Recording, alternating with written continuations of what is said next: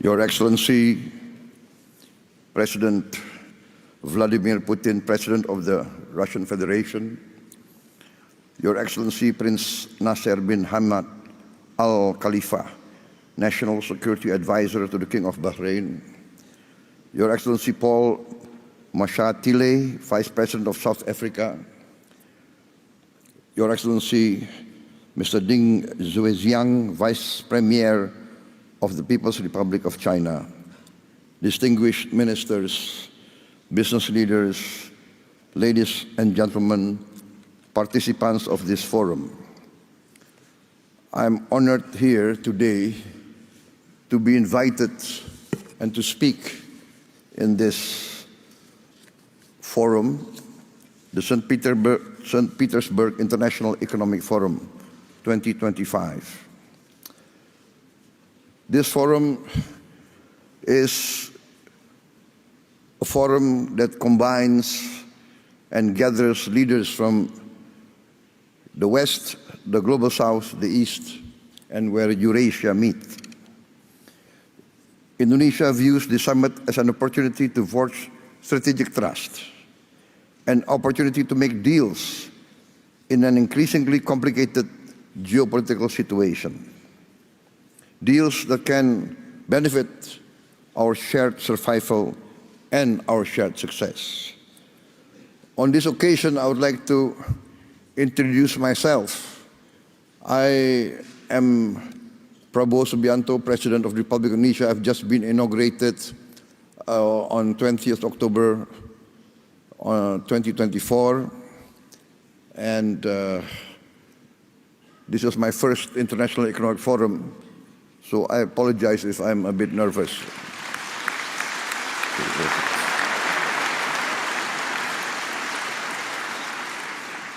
Indonesia is the fourth largest country by population. Every year, there are 5 million new Indonesians arriving in this world. Every year, 5 million. That means every year, a group of people the size of Singapore.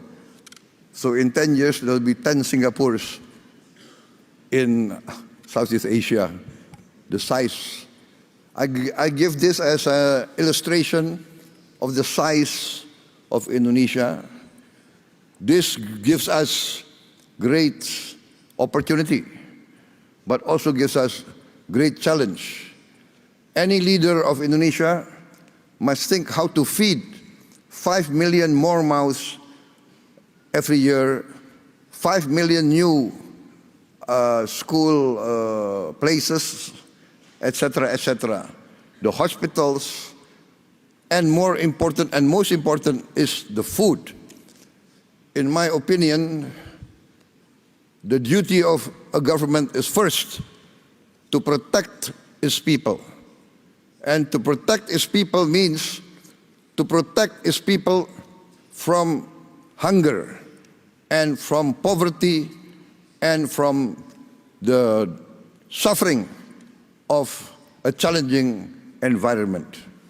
Therefore, when I took over the government of Indonesia, my main priority was, first, to achieve self-sufficiency in food. Number two, self-sufficiency in energy.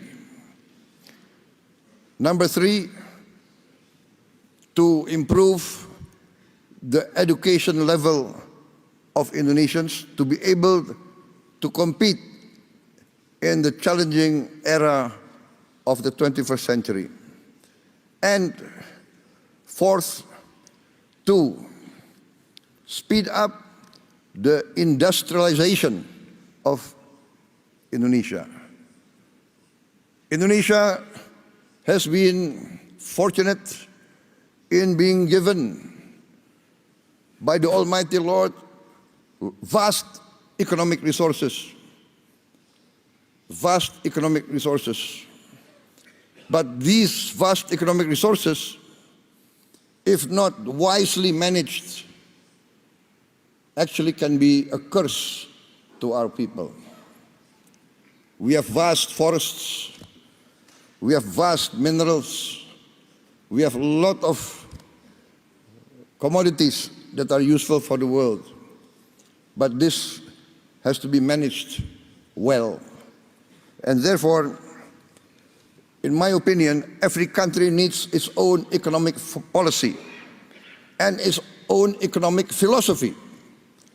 One of the big mistakes of many countries in Southeast Asia is that we tend to always follow the biggest and the most powerful power in the world.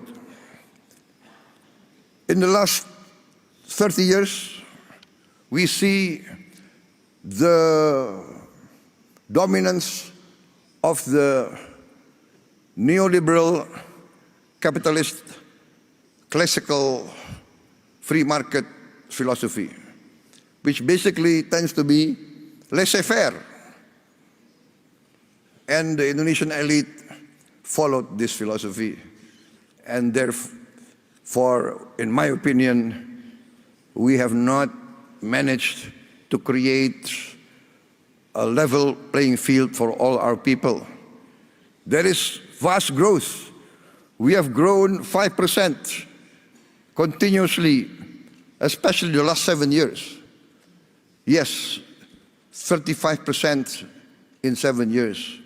But we have not managed to have this so-called trickle-down effect.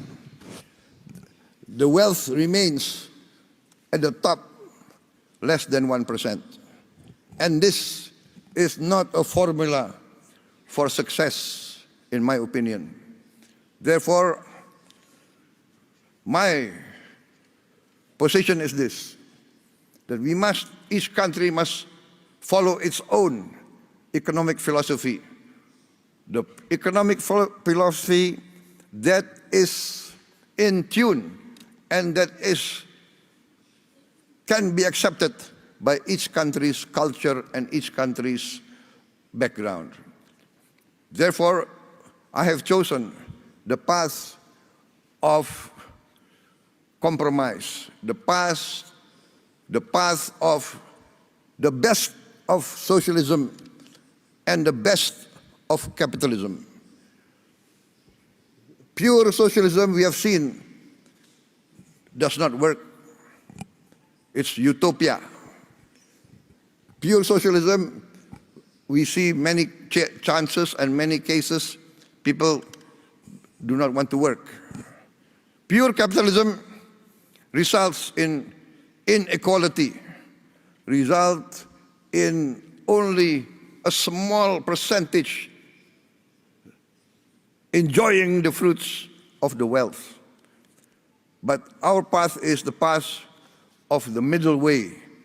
We want to use the creativity of capitalism, innovation, initiative. Yes, we need that. But we need government intervention to overcome poverty, overcome hunger, to intervene and to protect the weak. Because there's a danger in developing countries like Indonesia of what we consider the danger of state capture. The collusion between big capital business and government officials and political elite. In the end, the collusion between these two groups does not result in the alleviation of poverty and the widening of the middle class.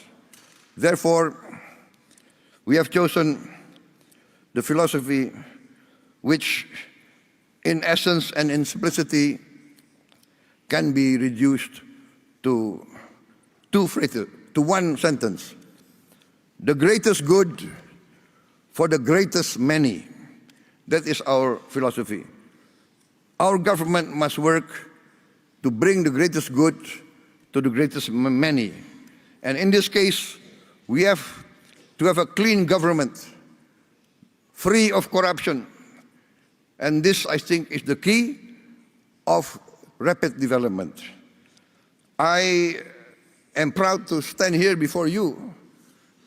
In my 7 months of administration, we have achieved an increase in rice and corn production of around 50%. And this is the greatest increase production in the aggregate in the history of the Republic of Indonesia. And we have now in our government warehouses 4.4 million tons of rice, which is the largest reserve in the history of the Republic of Indonesia. In just a few months of my administration, we increased efficiency, we fight very strongly against corruption, we deregulate, we cut all the regulations which increase inefficiency, and we have seen the rapid results. I believe that if Indonesia can play a good role, a positive role in international relations, for instance, our participation in BRICS, we thank the government of Russia for supporting us to be a member of BRICS very fast. I think we are one of the fastest members to be accepted in BRICS. Also, Madam President, former President of Brazil and President of the New Development Bank, we are also accepted into the member of New Development Bank, also very fast. We thank also the government of China for supporting us and the government of South Africa. And we believe that together BRICS can contribute significantly to stability, prosperity of the world.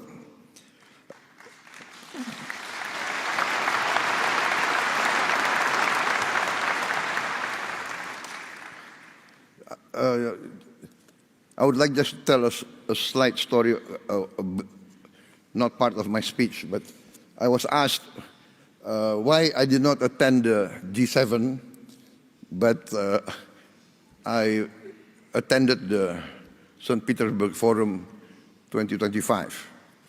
And it's not because I did not respect the G7, it's because I gave my commitment to attend this forum before they invited me.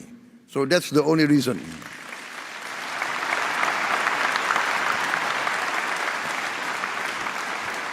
So please don't read too much into the event. Sometimes political observers, they want to read, is this a political statement, right? No. Indonesia, by tradition, always non-aligned. We respect all countries. Our foreign policy is very simple. One phrase: 1,000 friends, too few. One enemy, too many. We want to be friends with everybody.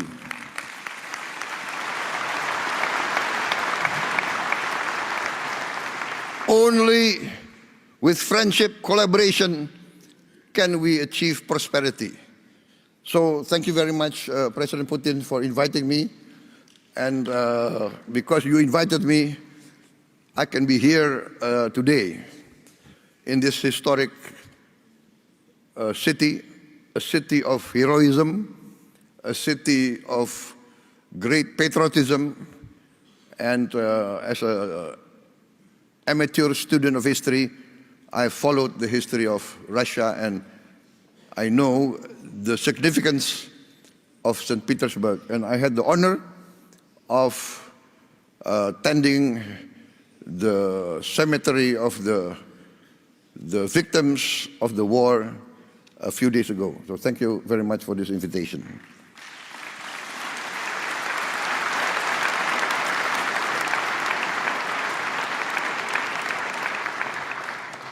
For many times I have said in many forums that Indonesia has chosen the path of non-alignment.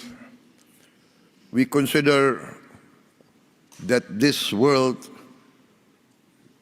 must develop into a multipolar world and is developing towards a multipolar world. The world of unipolar centrality is past. This is the trend of history.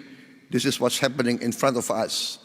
And so I value very much the leadership of Russia and the leadership of also China. And I want to be very frank, in the present world, in the global south, I think many from the global south will agree with me. Russia and China has never had double standards. Russia and China has always defended the downtrodden, has always defended the oppressed, has always fought for the justice of all peoples of the world. So I say this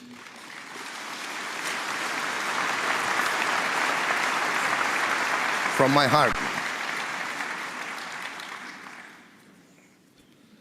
Therefore, Indonesia wants to be a good partner and a strong partner. My experts tell me that in this first semester, our economic growth is more than 5%. Actually, it can really end up by the end of this year nearly 7% or even more. So this shows that we have chosen the right path and we are achieving our goals. I'm very convinced that we will achieve our goals within a few years. I've given the target 4 years self-sufficient in food, and we are experiencing that we can be self-sufficient in food within this 1 year.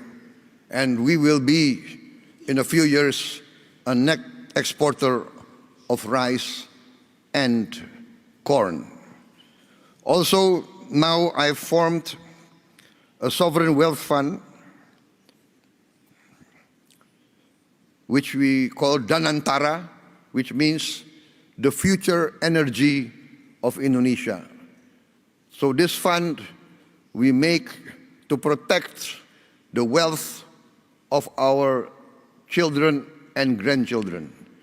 The fund now has 1,000 billion US dollars of asset under management. And this year we have cash to invest of $18 billion. We want to work together with all strategic partners. We do not ask for assistance. We do not ask for handouts. We want to be a real partner. We want to achieve together real prosperity. We are open for business. We invite all groups from everywhere, especially Russian entities.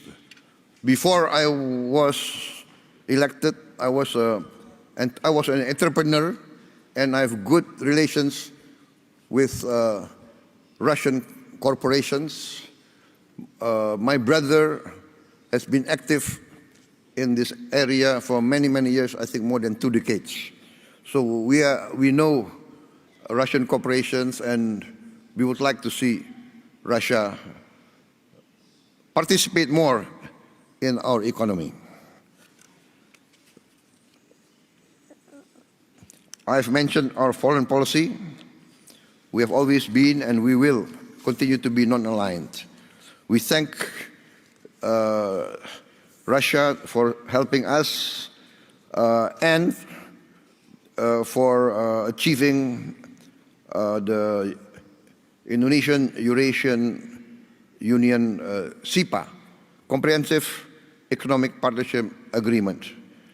And we have completed also negotiations with other groups, Bloc CP, TPP, also with the European Union CEPA, and we also request to join OECD. For us, the world and the planet is getting smaller. We will work together with you for peaceful collaboration, peaceful coexistence with all countries. We view with sincere regret the escalation and increase of conflict around the world, especially in the Middle East, and we hope that all parties can come to a peaceful resolution as soon as possible. I think, distinguished guests, I've come to the end of my short speech. I apologize if what I say is not what is expected of me, but what I say comes from my heart. Thank you very much.